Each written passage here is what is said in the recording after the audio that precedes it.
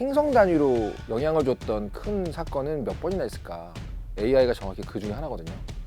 많은 분들이 AI 시대에 뭘 해야 될까를 질문을 하세요. 저도 그 질문을 하고 싶어 죽겠는데 왜 얘기하는 거고, 이 얘기가 나한테 왜 중요하고, 사람들한테 이게 왜 필요한지를 말해야 돼요. 이게 있는 분들은 대체가 불가능해요. 삼국지 스토리 알고 싶으면 그냥 재미나이한테 물어보면 되거든요. 근데 왜 침착맨 보겠어요? 스토리하면 떠오르는 이종범 작가와 지식의 발견 함께 하고 있습니다. AI 얘기를 조금 해볼게요. 네. 요즘은 어디 가나 그 얘기를 하기 때문에. 그러니까 네.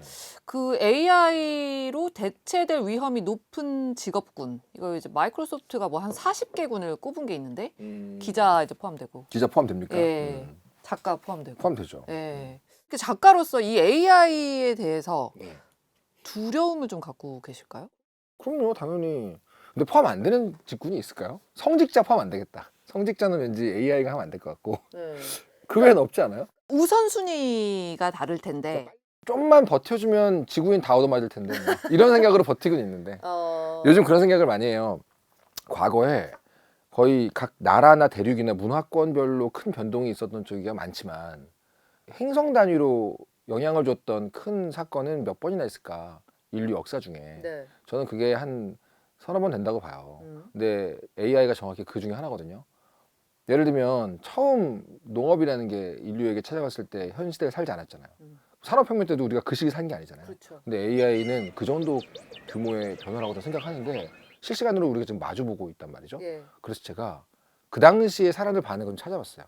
산업혁명 때 어땠나. 네. 정말 재밌어요. 재밌죠. 네. 극과 극의 반응이 나와요. 보통 이 정도의 큰 변화가 오면 현생 인류는 극단적인 두 가지 반응을 보인다고 저는 생각해요. 하나는 맹목적인 두려움. 러다이트 운동 기억하시죠? 다 기계 때려 부쉈잖아요. 두 번째는 맹목적인 환상. 이 둘 사이의 극단 속에 우리가 놓이게 되거든요. 비슷한 것 같은데 지금? 똑같죠. AI가 우리 구원할 거야와 AI 때문에 우리가 망할 거야. 이 사이 어딘가에 있단 말이에요. 네. 그리고 보통 지혜로운 분들은 그 사이에서 극단적으로 안 가시고 가지고 놀아보는 사람들이 항상 제일 빨리 적응을 하세요. 저도 이제 그런 단계다 보니까 AI에 대해서는 지구인 전체가 모두가 1학년이잖아요. 이 분야에 대해 전문가는 만든 사람 몇몇을 제외하면 없잖아요. 예. 그 말은 지금 이걸 가지고 일상 속에서 놀아보든 일해보든 익숙해져가는 사람들이 아무튼 이 다음 단계에 적응을 빨리 하지 않을까라는 생각을 하고는 있어요. 당연히 제 안에 두려움도 있고.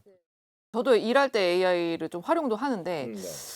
저는 AI 생각하면 약간 말 잘 듣는 부하인데 언젠가 내 등에 칼 꼽을 것 같은 이런 네. 그런 좀 느낌 있지 않아요? 네, 그쯤 되면 모두의 등에 칼이 꽂혀 있을 거니까요. 이런 식으로 스스로의 두려움을 저는 좀. 작가님 사실 뭐 닥터 프로스트 막 열심히 쓰시고 그럴 때는 네. 이제 AI는 우리가 좀 사실 상상 불가의 영역이었고 그렇죠. 지금도 이제 작품을 뭐 발표할 정도는 아니지만 계속 작업을 하신다고 하시니까 네네. AI로 활용하고 계세요? 그럼요. 아 그래요? 특히 이야기를 쓴다는 것은 혼자 쓰는 게 아니거든요. 그러니까 이야기를 만들 때 핵심적인 테마나 주제의식 같은 거는 저 혼자서만 오랫동안 좀 생각을 해야 돼요. 하지만 이야기를 만드는 구체적인 공정은 혼자 골방에 틀어박혀 있는 게 제일 안 좋아요. 사람들하고 얘기해보고 친구들 만났을 때도 꺼내보고 네. 그러면서 계속 왔다 갔다 하면서 이야기가 점점 살을 붙여가는 거거든요. 근데 AI가 그 역할을 기가 막히게 해주긴 해요. 아 그래요? 내가 그 친구에게 의견을 묻거나 네. 반응을 묻거나 내가 만들어 놓은 이 인물에 대해서 느끼는 느낌, 인상 같은 걸 묻거나 하면서 보통은 이제 동료 작가나 친구들, 가족들 다니면서 이렇게 이야기에 살을 붙였던 공정을 걔하고만 할 수가 있게 돼가지고 조금 더 편하게 대화 상대로 좋죠. 내가 생각하지도 못했던 그 다음 이야기를 막 붙여주기도 하고. 그러기도 하고 제가 제 생각에만 매몰되어 있다는 걸 느끼게 해줄 때도 있죠. 나는 굉장히 시크한 인물이라고 묘사를 했는데 네. 비호감이라고 얘기를 해주면 깨닫는 거예요. 아, 여기서 호감으로 가려면 좀 더 뭘 더 해야 되는구나. 이런 식의 어떤 작업을 해주죠. 아니 실제로 어떤 극본의 작가 진에 AI가 포함된 경우도 있더라고요. 네. 했는데. 이제 얼마 안 남았어요, 진짜. 작가님 그 예전에 닥터 프로스트 쓸 때 네. AI가 있었으면 닥터 프로스트의 스토리가 좀 달라졌을 수도 있을까요? 그렇진 않을 것 같아요. 왜냐면 제 대표작들은 이 얘기를 어떻게 할 것인가보다 중요한 게 왜 이 얘기를 할 것인가가 중요했거든요. 대부분의 작가들은 그래요. 내가 지금 뭐 예를 들어서 스포츠물을 쓰겠다. 연애물을 쓰겠다 그러면 왜 이 연애물을 쓰고 싶은지에 대해 고민을 막 하는 작가들이 있어요. 나에게 이게 중요한 얘기인가? 그런 고민을 하시는 경우가 있어요. 네. 근데 닥터 프로스트도 저에게는 뭐 10대, 20대 내내 고민했던 어떤 내용이기 때문에 꼭 얘기하고 싶었던 것들이에요. 그러니까 AI가 있었다고 해서 방향성이 바뀌진 않았을 것 같고, 다만 어떻게 쓸 것인가에 대해서 좀 더 뭐 보조 역할을 받았을 수는 있겠죠. 조금 더 쉬워지는. 네네네. 좀 더 수월하게 내 마음도 좀 정리해보고, 또 수월하게 갈 길도 찾아보고, 그럴 수는 있지 않았을까. 많은 분들이 AI 시대에 뭘 해야 될까를 질문을 하세요. 저도 그 질문을 하고 싶어 죽겠는데 모두가 저한테 물어봐가지고 지금 아는 척하고 있거든요. 알 것 같잖아요. 저 전혀 모르겠는데. 근데 확실한 건 뭐냐면 AI가 우리에게 고민을 주는 이유는 대체 가능성 때문이잖아요. 이를테면 아까 말했던 그 양극단의 반응들 중에서 좀 환상이나 좀 낙관적으로 보시는 분들의 공통점은 이미 자기 자리를 잡으신 분들이 많아요. 나를 이미 증명해냈기 때문에 네. 대체될 수 없는 자기만의 무기를 가지신 분들이 많아요. 아. 근데 두려움 쪽으로 많이 가는 사람들은 당연히 아직 나를 검증하지 못했고 나는 대체될 수 있다고 느끼는 분들이 많아요. 대부분 전공생, 지망생, 신인들이에요. 오히려 요새 20대들이 힘든다고. 네. 지금 옆에 있는 친구하고도 경쟁을 해야 되는데 이제는 AI하고도 경쟁을 해야 되는구나. 저게 나를 대체할 거야 라는 두려움이 있기 때문인 거죠. 다시 말하면 대체 가능성, 내가 다른 어떤 사람이나 AI 때문에 대체돼 버릴 거야. 이 가능성을 줄여나가는 게 중요한 거잖아요. 네. 그래서 그게 뭐가 있을까 항상 저도 문제를 제기하는 편이에요. 기술을 연마한다? 이거는 잘못됐죠. 네. 왜냐하면 기술을 열심히 연마를 해봤자 AI가 나보다 기술적으로 더 뛰어나실 게 너무 자명하잖아요. 그럼 대체되겠죠. 그럼 대체되지 않을 수 있는 건 뭘까? 그것 때문에 작가들 중에 잘하시는 분들은 나의 시선, 나의 입장, 가치관들을 계속 정리하고 계세요. 왜냐면 내가 이런 얘기를 어떻게 쓸 거야, 어떻게 그릴 거야, 이런 기술적인 부분이 아니라 왜 얘기하는 거고, 이 얘기가 나한테 왜 중요하고, 사람들한테 이게 왜 필요한지를 말해야 돼. 이게 있는 분들은 자기만의 어떤 가치관과 시야가 정리가 된 거잖아요. 이거는 대체가 불가능하죠. 나를 좋아하는 사람들은 그 시야를 보고 싶어서 나에게 오는 거니까. 네. 그래서 결국은 자기 안으로 들어가는 사람들이 오래 살아남을 거라는 예상을 많이 해요. 외부에서 시키는 거 해왔고, 네. 나에게 주어진 미션을 해왔고, 그 결과 노하우가 쌓였다. 이 정도는 대체가 되기 쉬울 것 같아요. 반면에 나는 언제부터 이런 이야기를 좋아했고, 언제부터 이런 걸 중시했고, 왜 그랬고, 이런 것들을 자세히 정리해 놓은 사람들, 그런 사람들이 좀 대체가 덜 될 것 같아요. 그래서 사람들이 삼국지 스토리 알고 싶으면 그냥 재미나이한테 물어보면 되거든요. 근데 왜 침착맨 보겠어요? 침착맨이 얘기하는 게 좋은 거예요. 무슨 말이냐면 이제 사람들은 어떤 결과물 가지고 경쟁하는 시대가 끝나가요. AI가 만든 거냐 인간이 만든 거냐 구분 못할 만한 결과물로는 이제 경쟁이 잘 안 될 것 같아요. 근데 그냥 그 사람 자체가 매력적이고 그 사람 자체가 나의 소비재야. 내가 그 사람이 좋은 거라고 한다면 AI가 아무리 발전을 해도 그 사람이 뭔가 얘기하는 거 쓰는 거 만드는 거 보고 싶을 거란 말이죠. 저는 아무래도 컨텐츠를 만드는 사람이다 보니까 네. 그쪽에 집중을 하는 거죠. 자기 자신이 곧 브랜드가 되는 사람들이 가장 안전한 세계가 오고 있죠. 침착맨도 그렇고 이종범도 그렇고 이미 뜬 사람들은 AI를 활용하면서 점점 더 높아질 수 있는데 아직 이름이 없는 사람들은 점점 더 이 차이가 벌어지는 거 아닌가? 실제로 많은 분들이 제가 존경하는 필자들이나 학자분들도 그래서 중간 단계가 사라질 거다. 양쪽 극단으로 몰릴 것 같다라는 얘기를 많이 하세요. 네. 저도 그런 느낌을 좀 받거든요. 그래서 아직 아무것도 가진 게 없는 사람들이 어떻게 자신을 브랜딩할 거냐에 대한 고민을 또 같이 하고 있어요. 제 학생들이나 친구들, 동생들도 다 그런 고민을 하고 있기 때문에. 네. 예. 아직은 별다른 방안을 찾으신 건 아니죠? 네, 그렇죠. 왜냐하면 요 시기는 말씀드렸다시피 제가 남보다 조금 더 일찍 시작해서 일찍 배웠던 것들을 쓸 수 있는 판이 끝나가고 있어요.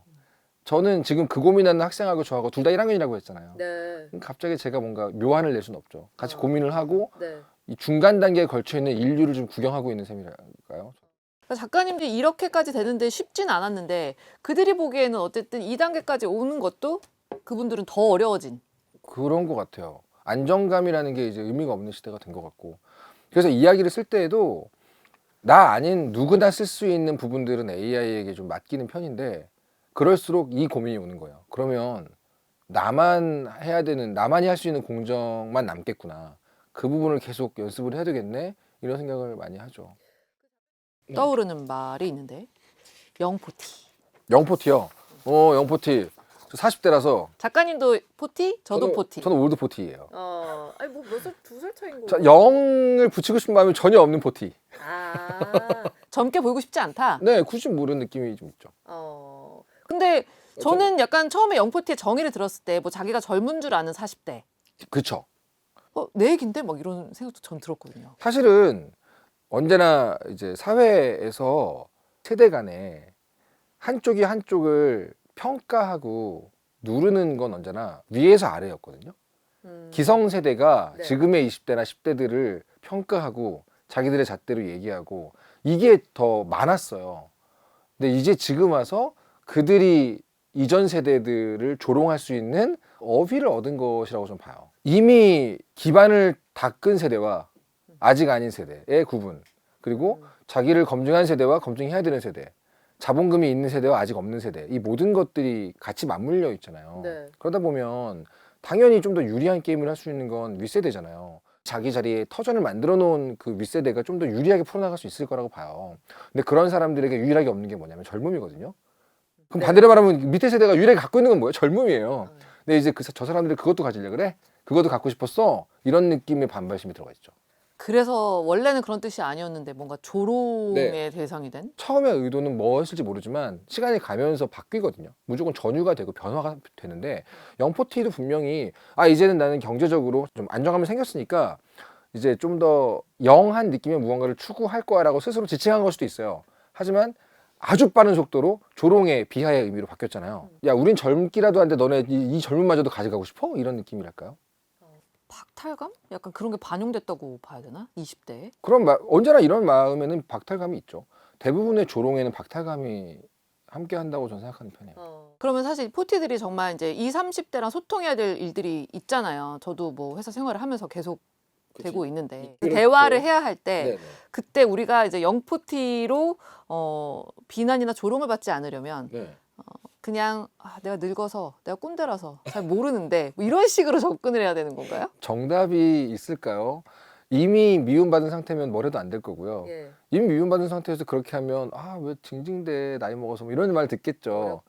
그러니까 그거 그렇게 접근할 수 있는 건 아닌 것 같아요. 그냥 사랑받는 캐릭터의 시작은 첫 번째는 교수가 꼭 사랑받아야 될까라는 기대를 버리고요. 두 번째로는 네. 근데 정말로 내가 관심을 가지고 있는 사람에게서 사랑받고 싶지 않아요? 저는 그렇거든요. 그러니까 제가 학생들에게 관심이 없다는 걸 느끼면 사랑 안 해줘도 이해해요. 네. 근데 저는 관심이 진짜 있어서 많이 봐요, 이렇게. 그러면 주로 질문을 많이 하게 되고요. 많이 듣게 되거든요. 네. 그러면 사랑해 주던데요. 그러니까 옛말 틀린 게 없어요. 지갑은 열고 입은 닫아라 뭐 이런 것들. 네. 도와줄 거 없나 싶어서 도와주고 물어보고 막 답내주고 싶을 때 참고 그런 게 되게 중요하죠. 저 사실 마지막 질문으로 영포티가 좀 20, 30대들에게 미움받지 않을 어떤 생존법 같은 걸 여쭤보고 싶었는데. 영포티란 말이 있든 없든 가진 거 믿고 평가질을 하려고 그러면 당연히 미움받지 않을까요? 알겠습니다. 네, 저는 모든 세대 문제에서 예. 이미 뭔가를 이뤄놓은 사람들이 미움받는 이유는 하나라고 생각해요. 그걸 이용해서 자꾸 누군가를 가르치려 드니까. 그럼 안 그러면 사랑해 줄 텐데 이런 생각을 많이 합니다. 그러니까 40, 50대를 우리가 캐릭터화 한다면은 이 캐릭터가 작품 속에서 계속 사랑을 받으려면 입을 닫고 지갑을 열어라. 실력을 보여주고 책임을 지고 지킬 수 있는 사람 지켜주고 뭐 이렇게 계속 그게 사랑받는 캐릭터라고 했으니까 자꾸 떠오르는 거예요. 지금 머릿속에 사랑받는 중년 캐릭터 뭐 많은데 이러면서 막 떠오르네요. 네. 근데 우리가 흔히 좋은 어른이다라고 했을 때 떠오르는 인물들이 그 영화나 드라마 안에서 그런 모습들을 보여주거든요. 40대 50대 때. 노력해 보겠습니다. 저도 노력해야죠 뭐. 같이 노력하자. 잘하실 것 같은데요. 네. 네.